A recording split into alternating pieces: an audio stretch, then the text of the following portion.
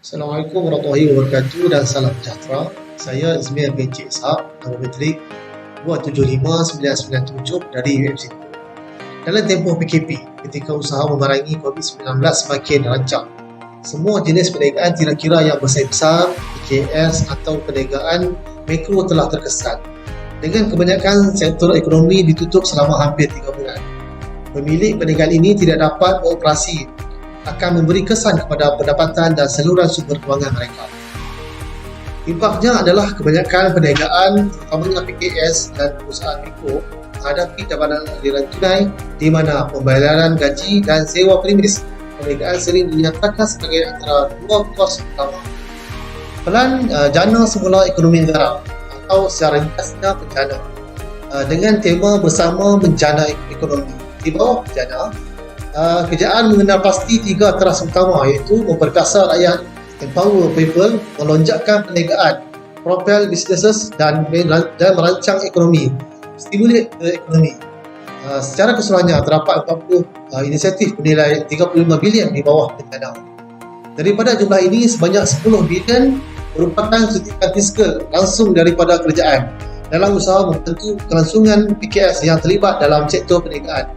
Dan untuk yang disarankan, sektor perbankan akan menawarkan dana tambahan sebanyak 2 bilion melalui skim pembiayaan PKS penjana. Pembiayaan ini boleh dipohon mulai pertengahan Jun 2020 lalu dengan had sehingga RM500,000 bagi setiap PKS. Untuk membantu sektor pelancongan, skim pembiayaan pelancongan penjana bernilai 1 bilion akan ditawarkan untuk membiayai inisiatif transformasi oleh PKS dalam sektor pelancongan akan terus berdaya saing dalam era kebiasaan baru. Untuk pengurusan mikro pula, kerajaan akan mewujudkan pembiayaan mikro penjana dengan kerjasama Bank Simpanan Nasional bagi membiayai sebanyak 400 juta di mana 50 juta akan dikhususkan kepada usahawan wanita. Untuk merungkai dan mengupas fungsi, peranan dan kepentingan penglibatan agensi yang terlibat sebelum dan selepas pasca pandemik COVID-19, kumpulan kami telah memilih Bank Simpanan Nasional sebagai tajuk tugasan pada kali ini. Bagi pengusaha perniagaan atau usahawan yang ingin mengembangkan atau mengukuhkan perniagaan akibat kesan penularan pandemik COVID-19, Bank Simpanan Nasional telah merangkap pelbagai bantuan kewangan di bawah skim penjana. Bank Simpanan Nasional adalah perkhidmatan kewangan yang sedaraikan di bawah syarikat milik kerajaan atau government link company yang menyediakan pelbagai bentuk kemudahan kewangan. Bank Simpanan Nasional diperbadankan pada 1 Disember 1994 oleh Menteri Kewangan di bawah Tengku Razali Hamzah, iaitu Menteri Kewangan Malaysia pada panggilan tersebut. Ia dirasmikan oleh Yang Amat Berhormat Tun Haji Abdul Razak, iaitu Perdana Menteri Malaysia yang kedua. Selain itu, BSN ditubuhkan untuk mengambil alih tugas Post Office Saving Bank. Tujuan utama bank ini ditubuhkan adalah untuk memperkenalkan urusan kewangan bijak pada rakyat Malaysia pada ketika itu. BSN melancarkan kempen-kempen dan program yang menggalakkan rakyat menyimpan dan menabung untuk meningkatkan taraf hidup mereka. Pada masa kini, BSN telah mempunyai 382 cawangan atau 621 mesin ATM di seluruh negara. Mengikut statistik yang dikeluarkan, BSN kini mempunyai lebih 7 juta pelanggan dengan simpanan lebih 8 bilion. BSN juga adalah bank Malaysia yang pertama yang memperkenalkan virtual television untuk memudahkan usaha perbankan secara maya tanpa perlu bantuan kaitan dengan bank. Sistem ini diperkenalkan pada tahun 2015 dan boleh digunakan di kebanyakan cawangan Bank Simpanan Nasional di seluruh negara. Antara perkhidmatan yang ditawarkan ialah pembiayaan pribadi, perbankan Islam dan pembiayaan perniagaan. Berikut ialah senarai pinjaman konvensional yang ada di BSN sebelum pandemik COVID-19 berlaku di negara kita. Dalam bidang konvensional, BSN menawarkan pinjaman seperti pinjaman niaga dan pinjaman tempahan mesra, iaitu pinjaman perniagaan dari RM5,000 hingga RM50,000 yang memfokuskan pada bidang pembuatan, perkhidmatan dan kreditan. Bagi peniaga yang terkesan akibat wabak COVID-19, BSN telah menyediakan pinjaman perniagaan berkaitan bantuan khas dari inisiatif kerajaan, iaitu BSN Micro I dan BSN Micro I Kredit Kreatif. Ini adalah biro rancangan pakej rancangan perkhidmatan untuk peniaga yang terkesan akibat wabak COVID-19 di mana Perintah Kawalan Pergerakan PKP terpaksa dilaksanakan. Di bawah pakej ini, peniaga yang telah berniaga secara sepenuh masa lebih dari 6 bulan boleh meminjam dengan kadar faedah 0% moratorium juga diberikan, iaitu penangguhan dana balik untuk 6 bulan yang pertama dalam tempoh undang. Untuk PKS yang melibatkan diri dalam bidang pertunjukan dan terkesan dengan pandemik COVID-19, kerajaan menerusi BSN menyediakan Perdana Tourism Foundation (PTF). Itu skim pembiayaan yang ditawarkan untuk mendukung usahawan mikro dan PKS yang layak dari sektor pelancongan bagi mengekalkan kemampuan mereka dan membantu mereka membuat penyesuaian serta bertahan semasa pasca COVID-19 sehingga berakhir. Ia bertujuan menjadikan pekerjaan modal dan pembiayaan semula untuk menggunakan sumber pembiayaan. Tempoh pembiayaan antara 1 tahun hingga 5 tahun, termasuk 6 bulan pertama moratorium ke atas pembayaran ansuran bulanan dengan amount pembiayaan RM5,000 hingga RM50,000. Matlamat kedua, bencana. Program ini adalah di bawah matlamat kedua bencana, yaitu melonjakkan perniagaan belanjawan 2021 yang dibentangkan pada Jumaat lepas. Datuk Seri Tengku Zafrun, yaitu Menteri Keuangan, memberitahu belanjawan berjumlah 322.5 bilion itu melambangkan kesinambungan usaha kerajaan dengan 3 matlamat untuk kesejahteraan rakyat, kelangsungan perniagaan dan ketahanan ekonomi. Pakej Prihatin PKS tambahan, bencana, kita prihatin dan kini belanjawan 2021 adalah bukti kerajaan tidak akan berkompromi dalam melindungi rakyat, mengambil kira ketidaktentuan COVID-19. Kerajaan sentiasa memantau dan bersedia untuk bertindak sewajarnya. Inisiatif Perintah Kawalan Pergerakan (PKP) yang bermula 18 Mac 2019 merencanakan aktiviti jualan dan perniagaan kepada rakyat Malaysia. Ia turut memberi kesan yang begitu besar kepada usahawan mikro, pengusahaan kecil dan sederhana, PKS serta koperasi.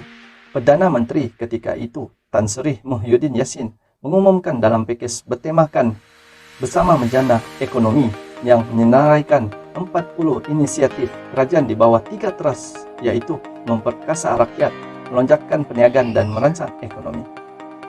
Jadi, inisiatif ini amat tepat dan pada masanya dalam usaha memulihkan semula ekonomi yang terkesan akibat penularan wabak COVID-19.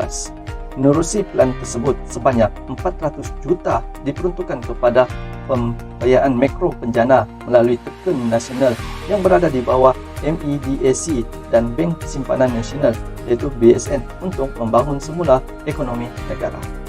Teras utama Bank Simpanan Nasional BSN yaitu memberi pinjaman kepada rakyat yang memerlukan keuangan semasa pandemik COVID-19 ini.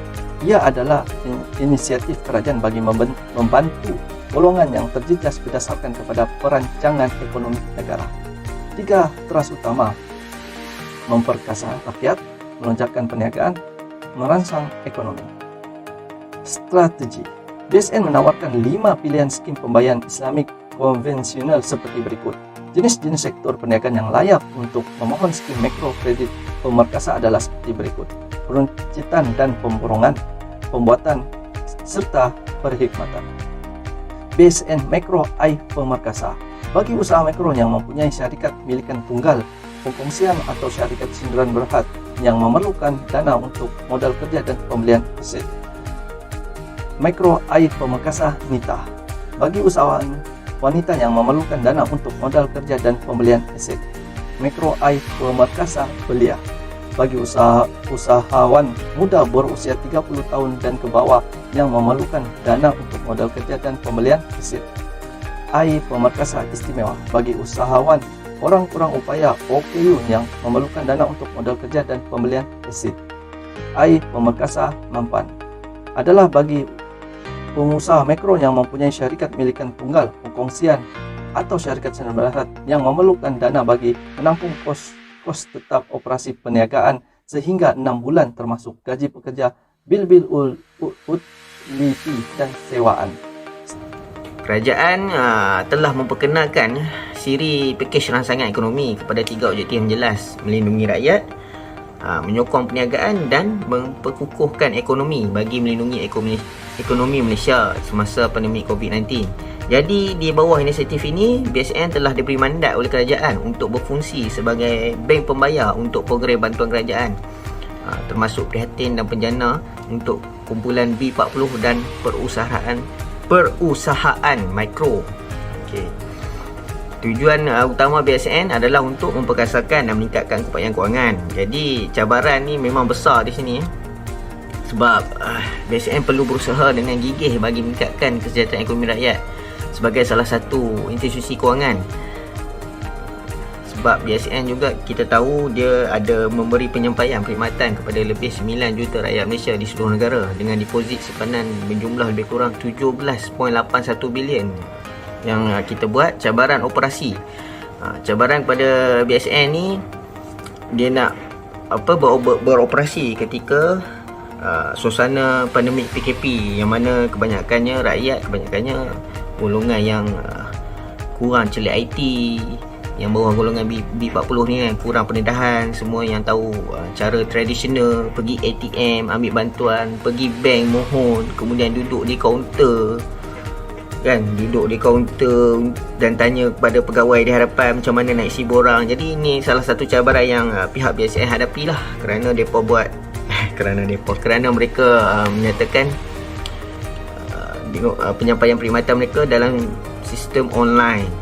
Jadi ini antara cabaran-cabaran lah untuk sampai kepada golongan yang disasarkan. Kemudian cabaran seterusnya adalah cabaran ketulusan. Cabaran untuk mencapai tahap ketulusan dan ketirisan menjadi fokus utama bagi Bank Simpanan Nasional ni, supaya apa yang dihajati kerajaan untuk kesejahteraan rakyatnya tercapai.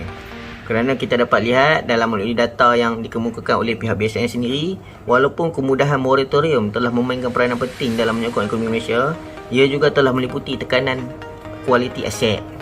Jadi nisbah pinjaman yang tidak berbayar keseluruhan sistem perbankan telah mencapai 1.49% pada suku keempat 2020.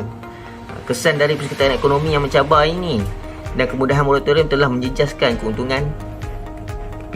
Kemudian cabaran penyampaian perkhidmatan, dia kena tingkatkan kualiti perkhidmatan untuk mempengaruhi objektif dan mencapai objektif kerajaan dalam penjana ini. BSN pun kita tengok dah menyedari akan keperluan untuk terus berkembang dalam penyampaian perkhidmatannya. Jadi pada masa ini mereka giat dalam menaik taraf sistem, menaik taraf perkhidmatan, memberikan latihan kepada para pekerjanya supaya mereka cekap dalam menggunakan perbankan dan pengurusan di dalam talian, dan boleh membantu pelanggan-pelanggannya. Seperti kadang-kadang mereka telefon kan, jadi staff tu sendiri, kaki tangan sendiri nak kena bayangkan, nak kena imagine macam mana masalah yang dihadapi oleh pelanggan tu dan diselesaikan tanpa bersuar muka. Jadi ini adalah salah satu cabaran lah yang dihadapi, dan mereka terbukti menyahut cabaran ini kan, dan kekangan PKP tidak menjadi halangan bagi pihak BSN. Okey, perbandingan plan penjana yang serupa dengan kerajaan Malaysia kita diambil negara seberang, iaitu Indonesia, di mana Presidennya Jokowi ini telah mengumumkan pelaksanaan program pemulihan ekonomi iaitu PEN pada November 2020, di mana pemulihan program ini dianjurkan bagi menghalangi kesan daripada COVID-19 yang menyebabkan negara Indonesia mengalami kemelesetan dalam sektor ekonominya. Program ini bertujuan meningkatkan kembali aktiviti ekonomi dalam kalangan masyarakat Indonesia yang telah terkesan, khususnya dalam sektor PKS, perniagaan mikro. Selain itu, tujuan PEN juga adalah untuk melindungi, mempertahankan dan meningkatkan kemampuan ekonomi dalam kalangan rakyatnya dalam menjalani liku selama pandemik ini. Dengan adanya program PEN ini, kerajaan Indonesia dapat menghadapi apa saja dan sekaligus meningkatkan tahap kemampuan ekonomi negara tersebut. 5 langkah program penjana PEN, iaitu program ini ialah 1. Belanjawan negara, contohnya subsidi yang menarik minat PKS melalui institusi keuangan. Yang kedua, penempatan dana di mana bagi sektor perbankan yang terjejas melalui program penseluruhan semula sektor ekonomi dan pinjaman negara. Jaminan pinjaman kredit modal kerja. Yang keempat, penyertaan aktiviti negara membantu usahawan di mana modal mereka bekerja dan mengeluarkan semula yang khusus. Yang terakhir ialah pelaburan kerajaan, pelibatan kerajaan Republik Indonesia dalam membantu dari aspek pemodalan kerja. Perlu dalam berbagai langkah bagi memulihkan ekonomi Indonesia kembali stabil. Program ini akan dengan sedikit banyak membantu Indonesia yang terjejas teruk akibat penularan COVID-19. Selain itu, kerajaan Indonesia juga telah meringankan PSBB, iaitu peraturan Sekatan Sosial Berskala Besar, di mana sebelum ini PSBB banyak memberi impak ke atas ramai mereka yang terjejas keluar daripada pekerjaan mereka, dan juga ramai pekerja yang kehilangan pekerjaan mengakibatkan berlakunya kelemahan ekonomi yang ketara di Indonesia.